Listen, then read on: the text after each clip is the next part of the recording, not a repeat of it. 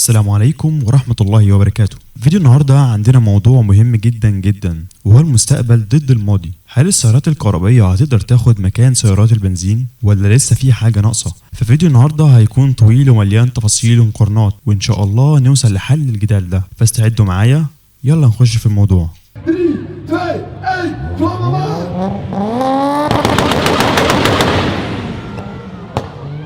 قبل ما ندخل في الموضوع يبقى نعرف ايه هي سيارات البنزين او سيارات الاحتراق الداخلي. دي السيارات العادية اللي كلنا عارفينها، اللي بتشتغل بالبنزين او الديزل اللي بنركبها كل يوم سواء في المواصلات او لو سيارتك الشخصية. اول سيارة في التاريخ كانت من اختراع كارل بينز سنة 1886، وكانت بداية ثورية في عالم السيارات. السيارات دي كانت اساس للتنقل لاكتر من قرن، وفضلت تتطور في الاداء والتصميم والكفاءة. يعني لو بصينا على سيارات زمان زي البيتل والفورد تي هنلاقي انها كانت حاجة بدائية جدا مقارنة بسيارات النهاردة اللي وصلت لمستويات خيالية من التكنولوجيا والأداء. بس طبعا مع التطور التكنولوجي ظهر منافس قوي لسيارات البنزين وهي السيارات الكهربائية. بالعكس، أول سيارة كهربائية ظهرت كانت في أواخر القرن ال19، لكن وقتها كانت البطاريات ضعيفة والتكنولوجيا مش متطورة. لكن دلوقتي مع التطور الكبير في تكنولوجيا البطاريات خاصة بطاريات الليثيوم، السيارات الكهربائية بقى لها وجود قوي في السوق. شركات زي تسلا ونيسان وبي ام دبليو بقى يقدموا سيارات كهربائية بتتفوق في الأداء والكفاءة. يعني مثلا لو بصينا على التسلا موديل اس هنلاقي إنها بتوصل لسرعة 100 كيلومتر في الساعة في أقل من 3 ثواني، وده أداء خيالي مقارنة بمعظم سيارات البنزين.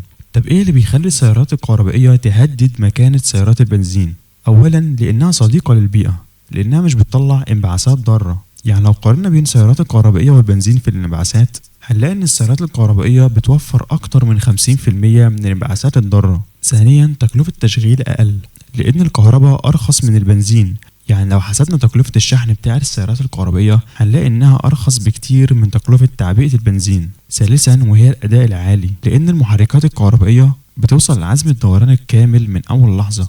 يعني السيارات الكهربائية بتوصل القوة للعجل بسرعة أكبر من سيارات البنزين، ده وكل ده وكمان مع صيانة أقل لأنها مش محتاجة زيت ولا قطع غيار كتير زي سيارات البنزين. يعني مش هتحتاج تغير زيت ولا فلتر بنزين ولا أي حاجة من الحاجات دي، اشحن واتحرك على طول. بس طبعا كل حاجة ليها تحديات. السيارات الكهربائية لسه بتواجه بعض العقبات. أولا وهي سعرها عالي جدا مقارنة بسيارات البنزين. يعني لو جينا قارنا بين سيارتين تسلا موديل 3 وتويوتا كورولا هنلاقي إن الفرق في السعر كبير جدا مع إنهم قريبين من بعض كسيارات شخصية. نيجي بقى لأكبر مشكلة وهي الشحن. حرفيا ده كابوس أي حد معاه عربية كهرباء، لأن محطات الشحن لسه مش منتشرة في كل حتة. يعني مثلا لو هتسافر سفرية بسيارتك الكهرباء هتحتاج تخطط لرحلة الشحن قبل ما تبدأ تخطط للسفرية بتاعتك أصلا. الموضوع متعب فعلا. طب نفترض إنك ما عندكش مشكلة مع الكلام ده كله، فاعمل حسابك إن وقت الشحن لسه طويل مقارنة بتعبئة البنزين. يعني لو عبيت البنزين في 5 ثواني، الشحن السريع للسيارة الكهربائية هياخد منك نص ساعة على الأقل.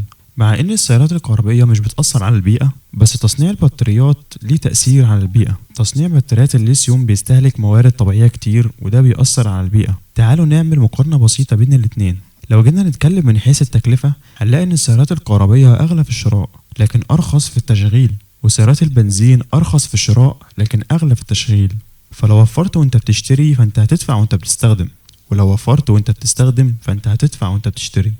لو جينا اتكلمنا من حيث الأداء هنلاقي إن السيارات الكهربائية الأكسلريشن بتاعها أسرع، لكن سيارات البنزين لسه بتتفوق في السرعات العالية. بالنسبة للصيانة فالسيارات الكهربائية صيانتها أقل، لكن سيارات البنزين بتحتاج صيانة دورية. بالنسبة للتأثير على البيئة السيارات الكهربائية صديقة للبيئة، لكن تصنيع بطارياتها بيأثر على البيئة، وده على عكس سيارات البنزين اللي تصنيعها مش بيأثر على البيئة لكن تشغيلها هو اللي بيأثر على البيئة. فزي ما تقول كده الموضوع رايح جاي. خلينا نرجع للسؤال المهم، هل السيارات الكهربائية هتقدر تحل مكان سيارات البنزين؟ والحقيقة إن الإجابة مش بالسهولة دي، لكن المستقبل بيشير إن السيارات الكهربائية هتسيطر على جزء كبير من السوق، وبالذات مع دعم الحكومات والتزام الشركات الكتير بتوقف إنتاج سيارات البنزين في المستقبل. شركات زي فولفو وجاكوار أعلنوا أنهم هيوقفوا إنتاج سيارات البنزين بحلول 2030، لكن سيارات البنزين لسه ليها مكانها وبالذات في المناطق اللي مش متوفر فيها بنية تحتية للشحن. الخلاصة إن المستقبل مش هيكون لسيارات الكهرباء بس، لكن هيكون في تعايش بين الاتنين لفترة. سيارات البنزين لسه ليها مكانها وبالذات في المناطق اللي مش متوفر فيها بنية تحتية للشحن زي ما قلنا،